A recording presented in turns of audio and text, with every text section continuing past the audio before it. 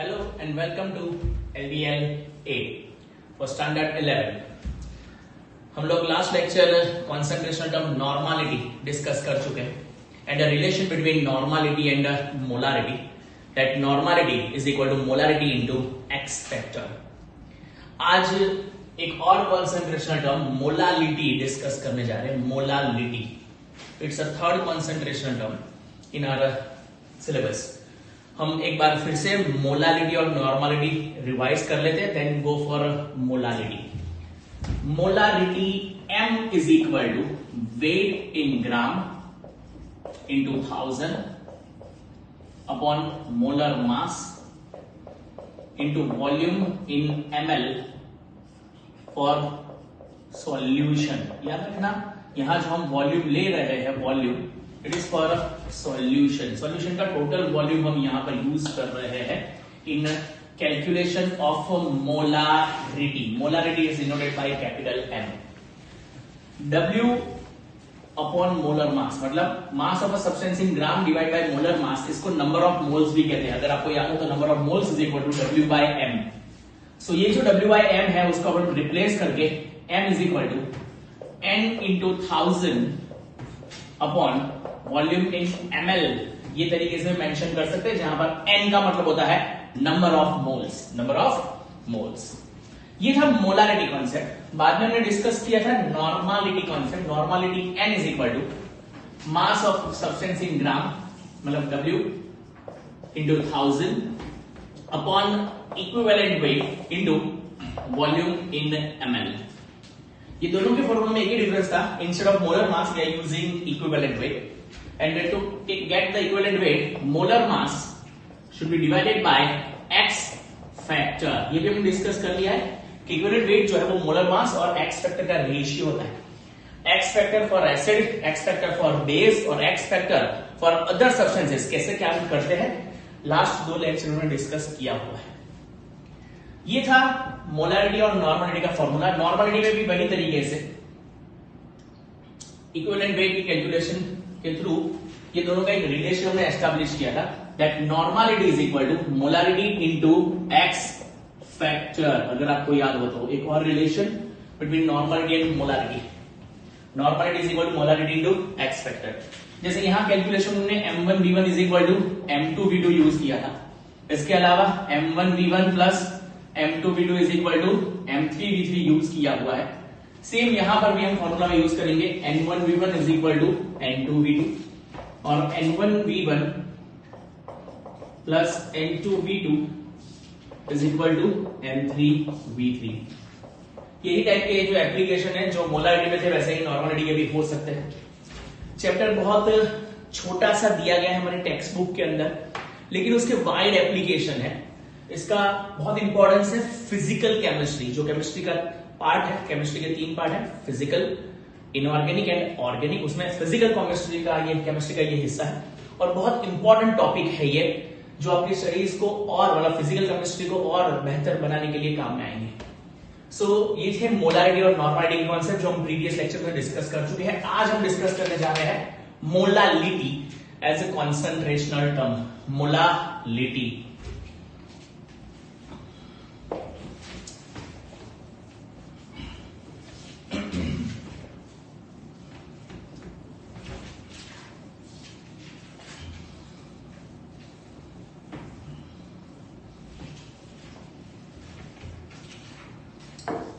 molality. This molality is denoted by small m. See, molarity denoted by capital M, molality by small m. Molality has a formula. Molality m is equal to weight of a substance in gram. मतलब weight जो solute का है in gram into 1000 upon molar mass into weight of solvent. Mind that weight of solvent. Keep in your mind solvent's weight in gram. जो molarity का formula था यहां पर volume of a solution था. Instead of using volume of a solution will use weight of a solvent in gram. Solvent not entire solution. पूरा solution का wait नहीं चाहिए. only weight of solvent should be considered. Solvent solution में दो component होते हैं, solute plus solvent is equal to solution. Solute का जो वेट है वो यहां न्यूमरेटर में चाहिए, सॉल्वेंट का वेट जो है वो डिनोमिनेटर में चाहिए to calculate molality out of the weight of solution. Most important, weight of solvent in gram used in calculation of molality. बाकी का सब कुछ जो है मोलालिटी के कैलकुलेशन में यूज किया था, सेम वही फॉर्मूला है। इसको और मॉडिफाई कर सकते हैं हम by using m is equal to w by m। What is w by m? n is equal to w by m। Number of moles is equal to weight upon molar mass. So weight divide by molar mass को हम n से denote कर सकते हैं। n means number of moles into 1000 divide by weight of solvent और mass of solvent in gram. That will give us molality as another concentrational term. After molarity we have discussed the normality, and after normality the third concentrational term is called molality. Molality. In a formula of molality हमारे पास wait of solute है और wait of solvent है। Wait जो है वो temperature dependent होता नहीं है, मतलब अगर कोई सब्सटेंस में टेम्परेचर चेंज किया जाए तो उसके वेट में कोई चेंज आता नहीं है, तो हम ये कह सकते हैं कि molality is not affected by the temperature. Molality एक ऐसा यूनिट है, एक ऐसा कॉन्सेंट्रेशन टर्म है जो टेम्परेचर पर अफेक्टेड नहीं है। जबकि नॉर्मालिटी और मोलारिटी में हमने दोनों में वॉल्यूम यूज किया था। अगर यहां पर याद हो तो वॉल्यूम, तो कोई भी सब्सटेंस का वॉल्यूम जो है वो टेम्परेचर डिपेंडेंट होता है। With increase in temperature volume increases, with decrease in temperature volume decreases. अगर कोई सब्सटेंस का टेम्परेचर आप इंक्रीज करते हो, जैसे गर्म करते हो, दूध को उबालते हो, उसका वॉल्यूम इंक्रीज हो रहा है। सो टेम्परेचर डिपेंडेंट क्वांटिटी हमने यूज करी थी इन calculation of normality and molarity, लेकिन मोलालिटी में कोई भी क्वांटिटी टेम्परेचर डिपेंडेंट नहीं है। तो अगर एक क्वेश्चन पूछा जाए कि out of the following which concentrational term is independent of temperature, तो वो होगी मोलालिटी। मोलालिटी को टेम्परेचर की कोई इफेक्ट होती नहीं है। नॉर्मालिटी और मोलारिटी टेम्परेचर डिपेंडेंट होते हैं। Molality is independent of temperature. Molality independent of temperature. Temperature की उस पर कोई इफेक्ट होती नहीं है। यह है molality, third concentrational term after molarity and normality. अब कुछ न्यूमेरिकल हम डिस्कस करेंगे related to the molality concept. Numerical के बाद एक और डीपीपी दी जाएगी जो मोलालिटी के न्यूमेरिकल्स होंगे। आपको एज यूजुअल जैसे हमने आगे के कॉन्सेप्ट डिस्कस किए वैसे ही इसके थ्रू भी डीपीपी के थ्रू जाना है, और इसके जो सॉल्यूशंस है वो मुझे आप सेंड कर सकते हो। आई चेक एंड उसके बाद फिर से आपसे कन्वर्सेशन होगा कि आप सही जा रहे हो या नहीं। Let's discuss the numericals based on third concentrational term in terms of molality.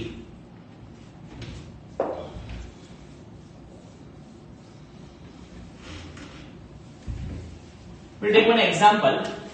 It's a type 1 question. Find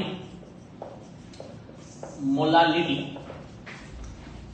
of solution prepared by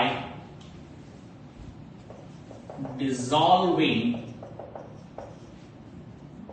80 gram of NaOH in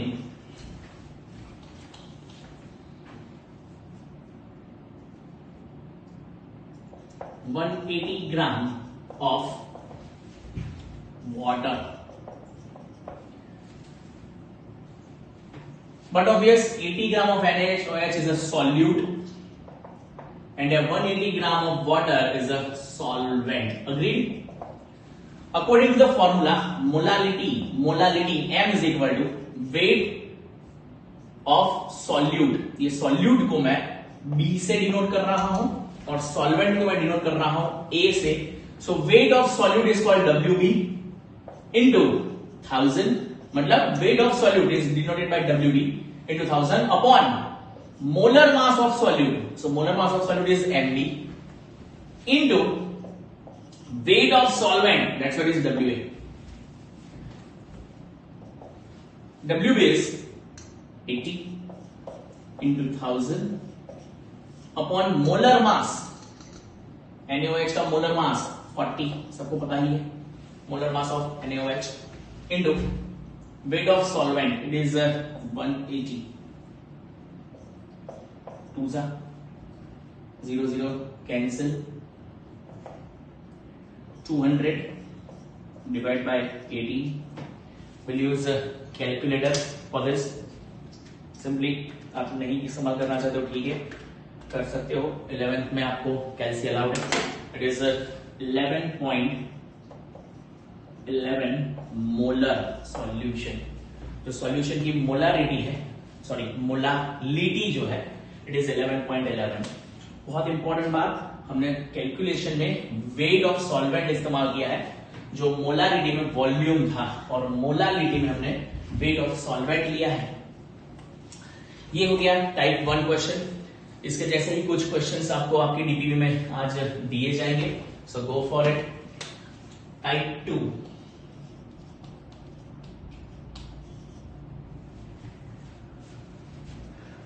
Find molality of solution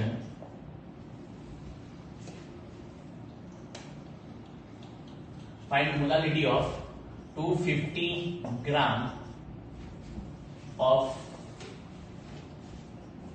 solution prepared by dissolving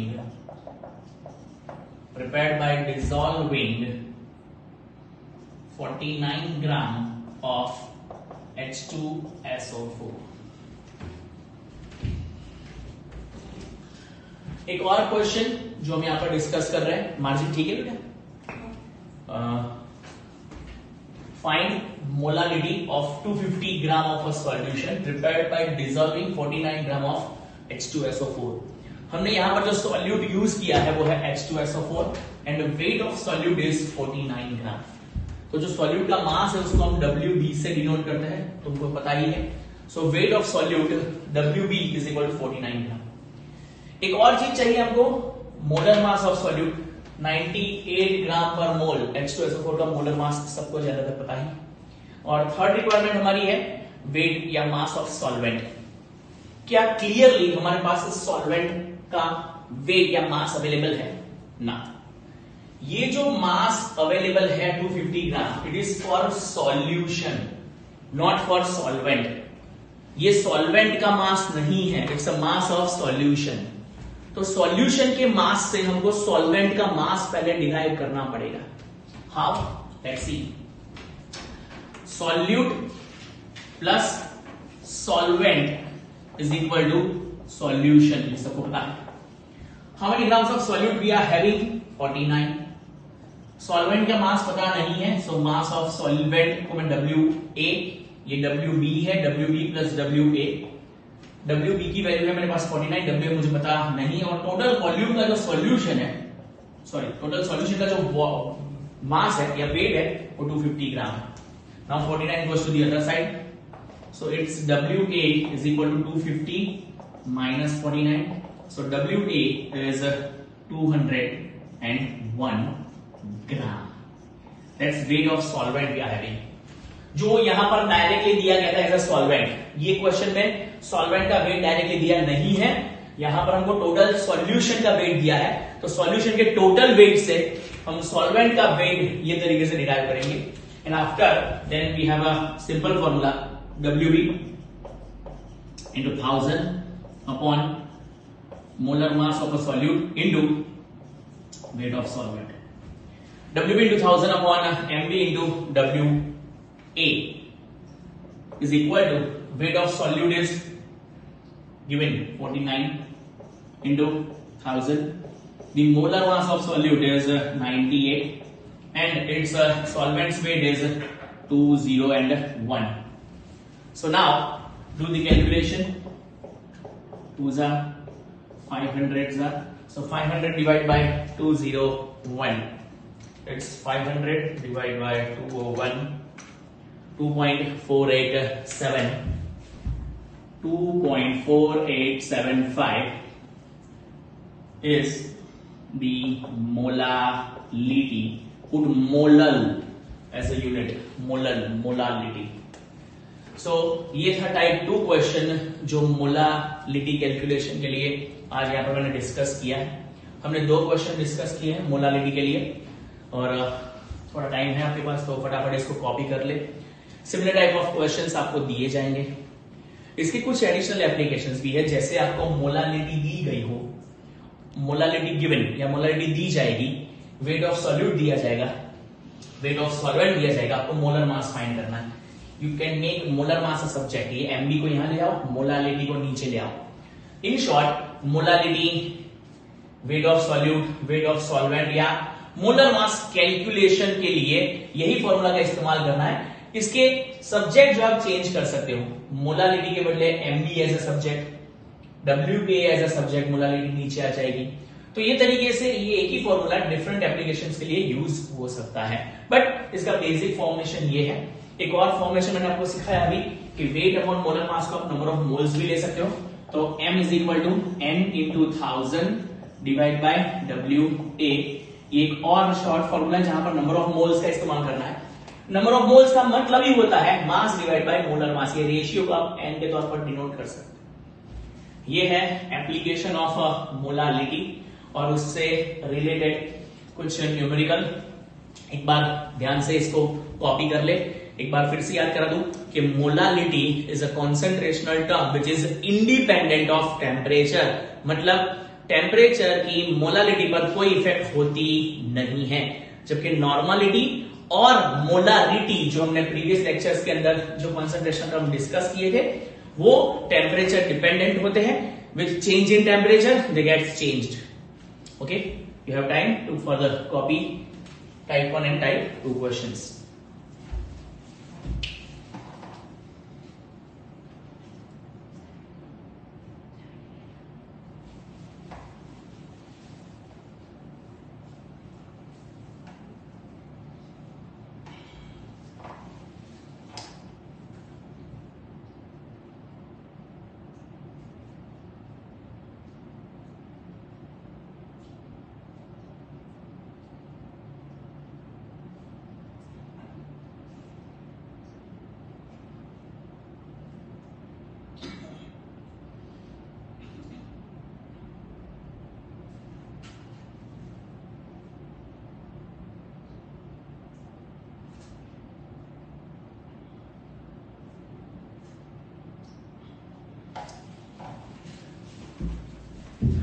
मेरे ख्याल से आपने ये दोनों सम copy कर ही लिए। सो हम ये लेक्चर को आज यहीं रोकेंगे। एक कॉन्सेंट्रेशन टर्म मोलालिटी हमने डिस्कस कर लिया है। इसके अलावा मोलालिटी के रिलेशन है with molarity and other concentration term. लेकिन एक बार सारे कॉन्सेंट्रेशन टर्म्स जो है हम अलग अलग से ऐसे डिस्कस करने के बाद उनके इंटर रिलेशन डिस्कस करेंगे। तो इंटर रिलेशन टॉपिक जो है वो हम बाद के लेक्चर्स के लिए बचा के रख रहे हैं। ये आज बेसिक एक्सप्लेनेशन थी about the third concentration term called molality after molarity and normality. Next lecture we will discuss the term called mole fraction. Till then, goodbye.